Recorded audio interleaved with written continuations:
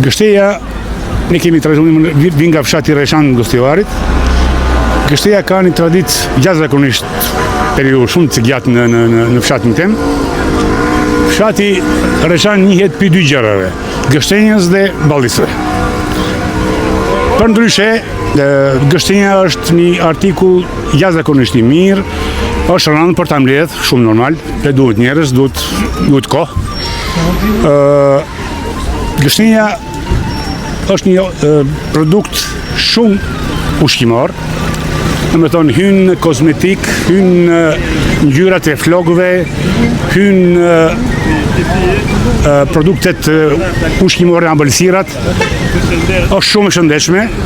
Cipa e gështejës është kundër kancereve.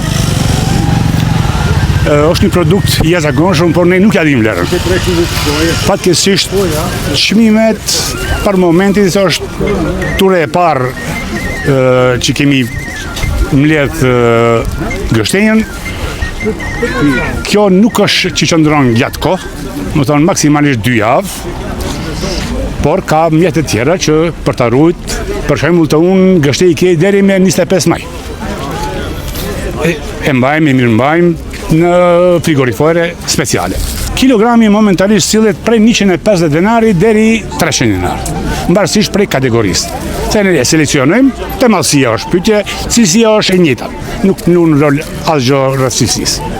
Po si ja vlen? Ja vlen edhe si. Janë ko periudhë unë dalë të shembull eksporti i gështenjës, sidomos tregu italian, kanë qenë shumë të interesuar. Kohët e fundit njerëzit shkojnë, është mras, nuk ka edhe kusht i mbledh. Egërësirat, shembull në fshatin tim, thit e egër dhe arushat vëllojnë. Me një fjalë, po, edhe çdo njëherë, po, e vërtet.